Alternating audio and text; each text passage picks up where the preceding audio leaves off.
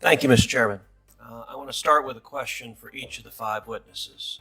In your judgment, are voter ID laws racist? Professor Tolson. Thank you for that question.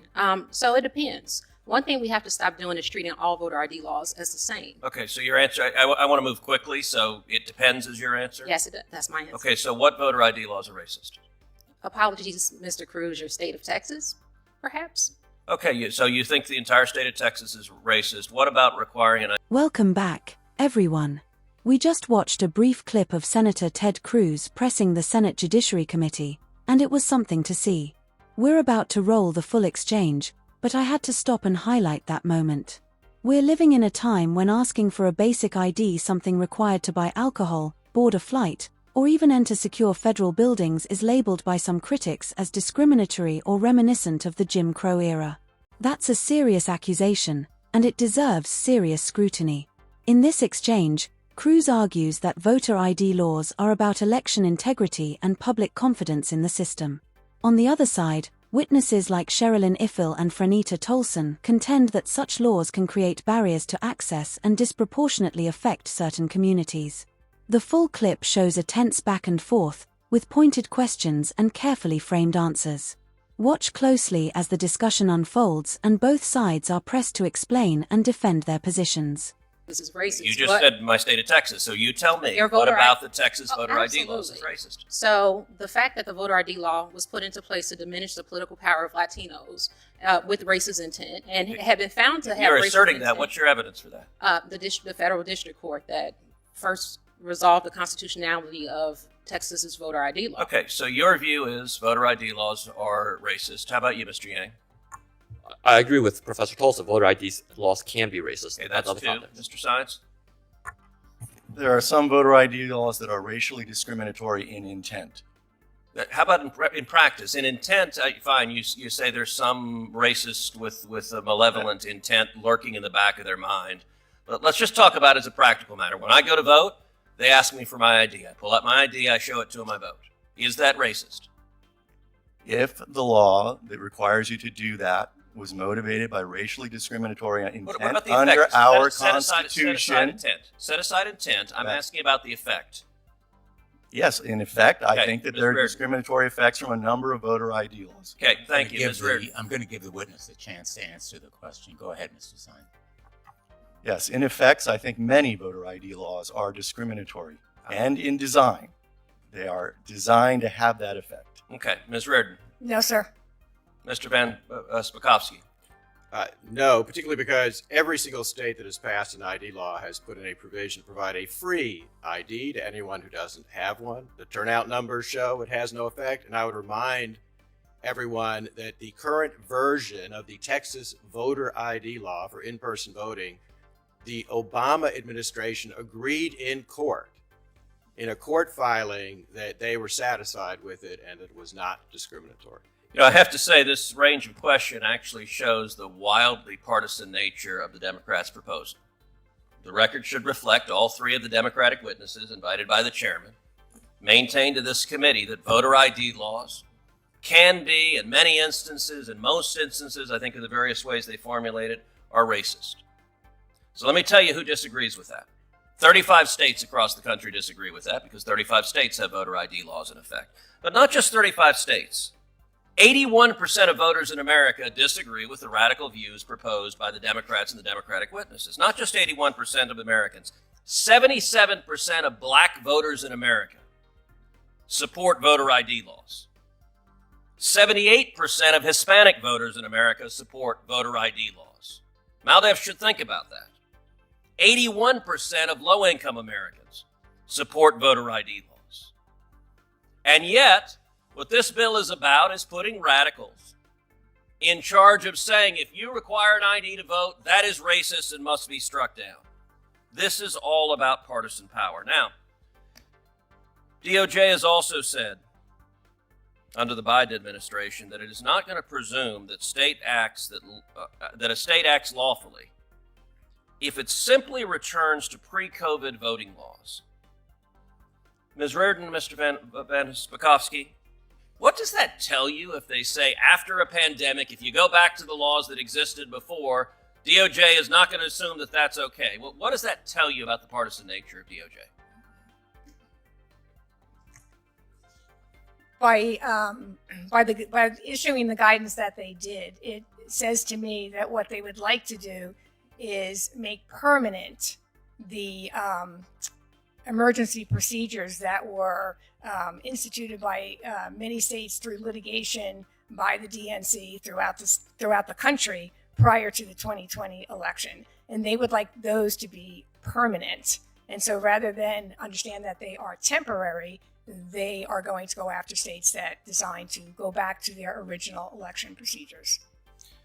Well, and I think they also think Democrats did well under those emergency procedures, and so keeping those emergency procedures in place will predictably benefit Democrats. I would note, in addition to disagreeing with the vast majority of the American people, the Democratic witnesses and the Democrats here also disagree with the United States Supreme Court. When I was the Solicitor General of Texas, I represented a coalition of states defending Indiana's voter ID law. Before the U.S. Supreme Court, a group of plaintiffs challenged that. It went to the Supreme Court, and the Supreme Court, by a vote of 6-3, upheld Indiana's voter ID law. Not only did they do so, Justice John Paul Stevens, one of the lions of the left, wrote the majority opinion where he said voter ID laws protect the integrity of elections. And yet, sadly, too many Democrats today don't want to protect the integrity of elections. And I've got to say, there is a view, particularly from Northeastern Democrats, that they look down on the rest of the country as a bunch of bigots and overalls, their Southern cousins who are too oafish to be as enlightened as they are. And I have to say, there's an incredible hypocrisy in that states like Georgia and Mississippi have a higher black voter registration rate than states like Connecticut, the chairman's home state. They have higher black voter turnout rates than states like Connecticut. They have a lower gap between black and white turnout than in states like Senator Blumenthal's Connecticut. And in fact, states like Georgia and Mississippi, African Americans vote at a higher rate than white voters, and in Texas, they're basically equal. One of the sad realities of today's Democratic Party is they define race as follows. If you're a Democrat, you qualify. So under the Democratic view, I'm not Hispanic. Senator Padilla is. If you're a Democrat, you're an Hispanic. My abuela would be very surprised to discover I wasn't Hispanic. But that's how Democrat views it. That's how the radicals in the civil rights division view it. And I will point out as an example, this committee, one federal district judge in the state of Texas, Jason Pulliam, is an African-American judge nominated by President Trump, sat at this table, presented superbly. The Democrats had no criticism, and every single Democrat on this committee voted against him. Why? Because they perceived him as a black Republican. He didn't qualify as a black man. And I actually asked, as the Democrats were voting against Judge Pulliam, do you have one basis to vote against him? Anything you disagree with? None of them had any single answer at all. This hearing's about one thing. It's about power, and it's about ensuring Democrats stay in power. That's cynical, and it's at the expense of democracy and the right of voters to express their will. Let's unpack what we just watched, because that exchange was sharp, strategic, and clearly designed to make a broader political point. Cruz zeroed in on whether Texas as a state should be characterized as acting with discriminatory intent. The witnesses were careful with their wording, avoiding blanket statements. From Cruz's perspective, that hesitation undercut broader claims about systemic intent. He also referenced findings from the Fifth Circuit to argue that accusations of intentional discrimination have not been supported in court. His goal was to contrast political rhetoric with legal standards. When Cruz asked about the 2020 election, the answers became more nuanced and carefully defined.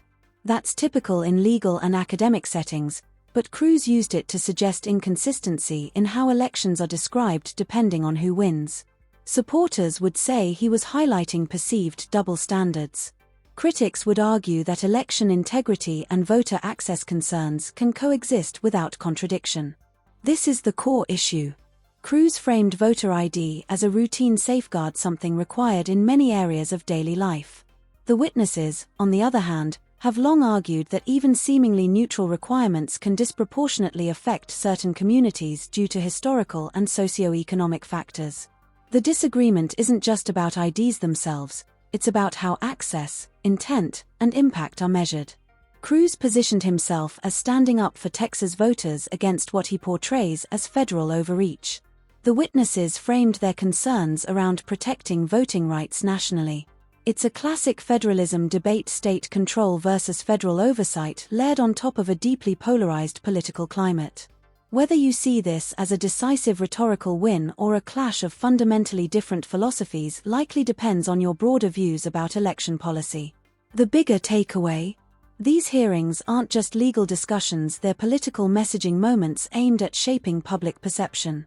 Now the real question is the one at the heart of the debate: how do we balance secure elections with broad access in a way that maintains public trust across the political spectrum?